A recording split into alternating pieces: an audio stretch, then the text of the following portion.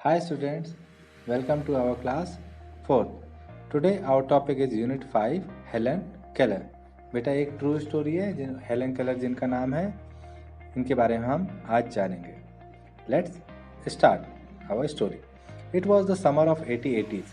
A girl was born in Alabama. एक girl पैदा होती है, उसका नाम उसके पेरेंट्स रखते हैं हेलन केलर. लेकिन वो एक दिन बहुत बीमार पड़ जाती है और उसे हाई फीवर हो जाता है. तो पेरेंट्स और फैमिली उसकी मिलकर उसकी हेल्प करते हैं, बट वो लोग ज़्यादा कुछ कर नहीं पाते हैं और एंड में कंक्लूजन ये निकलता है कि there is nothing else we can do. हम लोग कुछ नहीं कर सकते, ये बच्ची नहीं जिएगी. बट हेलन बचती है और ज़िंदा रहती है.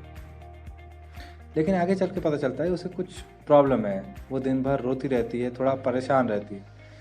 और हमें क्या पता चलता है, द चाइल्ड कुड नॉट सी और हियर. वो कुछ देख नहीं सकती थी और सुन भी नहीं सकती थी. तो ये एक बहुत बड़ी प्रॉब्लम थी. The baby grew into a little girl. अब वो एक थोड़ा बड़ी हो चुकी थी, लेकिन वो हमेशा रोती रहती थी. तो उसके पापा कहते थे इसको जो चाहिए वो दे दो ताकि इसका रोना बंद हो जाए, ये इतना परेशान रहती है. ठीक है. बट हेलन सुन और देख तो नहीं सकती थी, बट वो एक बहुत ब्राइट लिटिल गर्ल थी. मतलब वो बहुत एक अच्छी लड़की थी, बहुत शानदार लड़की थी. ठीक है. और कुछ लोग ये ऐसा सोचते थे कि हेलन कभी कुछ सीख नहीं पाएगी, वो कभी लर्न नहीं कर पाएगी कोई चीज़, क्योंकि उसके खराब बिहेवियर की वजह से. Her mother did not agree. उसकी मम्मी ने कहा नहीं, the problem is how we can reach her. हम किस तरह उसके पास पहुंच सकते हैं. Helen began to grow wild. But आगे चल के हेलन और वाइल्ड होती गई और वो कंघी भी नहीं करती थी, कंघी न करवाने देती थी. हर क्लोथ्स वर ऑलवेज डर्टी. और उसके कपड़े भी बहुत मटमैले रहते थे, गंदे रहते थे, जिसकी वजह से उसके पेरेंट्स परेशान थे. She was often angry. और वो हमेशा गुस्से में रहती थी और पैर पटकती थी, नीचे ज़मीन पर लेट जाती थी. Her parents thought they should find a teacher. उन्हें लगा कि अब हमें एक टीचर ढूंढना चाहिए. Miss Sullivan agree to help Helen to learn to see the world. Miss Sullivan तैयार हो गई. तो एक दिन मिस सिल्वन ने क्या किया, miss Sullivan gave her a doll. उसे एक डॉल दी और उसको स्पेल किया DOLL, बट उसको थोड़ा डिफरेंट अंदाज में, अपने हाथों से, अपने हाथों की उंगलियों से. Helen copied her teacher and spelled DOLL doll, but she did not understand what she was doing. लेकिन उसे पता नहीं था कि वो क्या कर रही थी.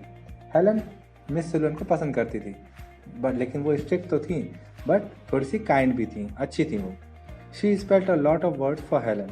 उसने हेलन के लिए बहुत सारे वर्ड एक्सप्लेन किए अपने हाथों के सिंबल से, टू मेक हेलन अंडरस्टैंड, ताकि हेलन को आ जाए. One day her teacher made Helen put her hand into running water. उसको कहा पानी में हाथ डालो. And she spelled water, WATER. Water को उसने स्पेल किया. Helen understood that water means something wet. Helen तुरंत समझ गई कि वाटर का मतलब क्या होता है, कुछ गीला सा. उसने हाथ में जब टच किया उसे लगा थोड़ा सा गीला सा है, तो वो समझ गई कि ये वाटर है. नाउ इंपॉर्टेंट बात क्या है, she understood that words are the most important thing in the world. वो समझ गई वर्ड्स की इंपॉर्टेंस को, वो तुरंत समझ गई. Words would tell her everything she wanted to know. Words उसे वो सब बता सकते थे जो वो जानना चाहती थी. तो इस बात को वो अच्छे से समझ चुकी थी.